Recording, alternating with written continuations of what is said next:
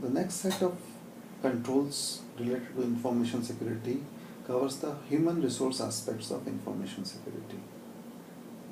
These controls are divided into three stages or life of an employee into the organization. The first stage is the pre-employment information security. In pre-employment information security, the roles and responsibilities has to be clearly defined when we make the job descriptions of the people whom we want to hire. In the job description itself, we have to write the information security responsibilities and roles. The second type of control in this is the screening of the people, checking the background, checking the education qualification, checking the past work experience, checking the addresses, checking the criminal background. That is called the screening of people. The third part is the terms and conditions of the employment. In the appointment letter itself, we have to write the clear terms and condition of requirement. We have to write about the disciplinary actions and what kind of consequences in case the information security breaches are observed with respect to any employee. The second aspect of human resource related controls for information security includes the management responsibilities. This is during the employment. The managers should be clearly defined with respect to their responsibilities for information security, how they will be protecting the informations in their department. The next aspect is the information security training and awareness. There should be routine training process for information security. It starts with the induction training and during the routine training, refresher trainings. The third aspect of such controls includes the disciplinary process. What is our disciplinary process? It starts with counseling, then some written warnings, maybe some investigations, maybe some terminations, and whatever is the level. The third aspects of information security with respect to human resources is after the employment. So there should be a process of explaining the termination responsibilities. Once a person decides to separate from the company, he should be given some kind of an exit interview in which we should talk about what his responsibilities after leaving the company. Like for so many years, and he should not disclose the information and such kind of terms and conditions. The return of asset. We have to take back all our information security assets, and we have to ensure that we change our passwords. We change the access rights of the people who leave the organization.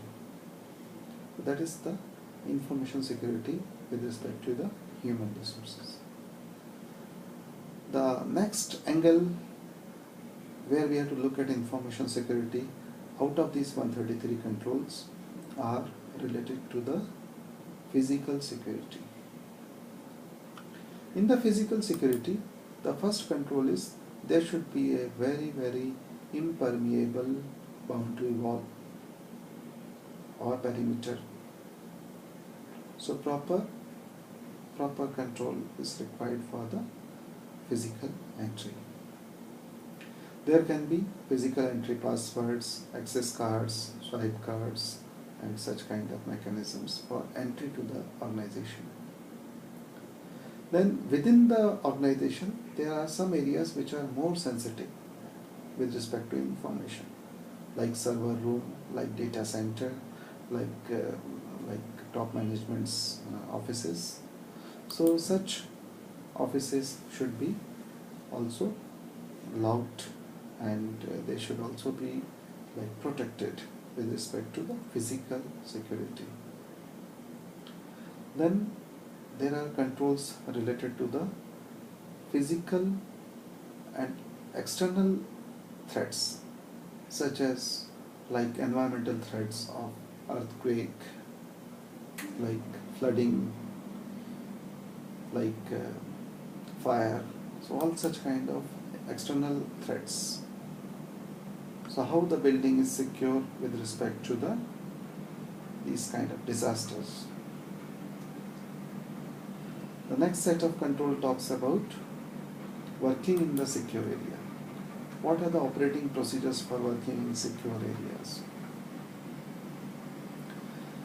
How the public access or the loading and courier area is separated from the developmental area. How the equipments like servers, switches and other things are secure. How the installation is done. How the supporting utilities are connected. Whether the power supply is good, whether it is uninterrupted, how the fluctuations are taken care. So such kind of utilities related controls. Cabling security.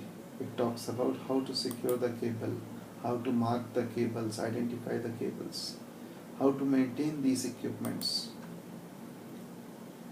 It also has one control for the off-site equipments which are away from our office but located somewhere on the terrace, somewhere in the ground floor, how they are safe.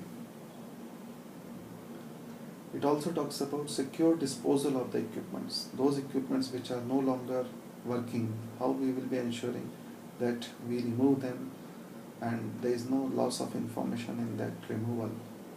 That means we may have to take out the hard disk or memory from such equipments. What is the process of removal of property?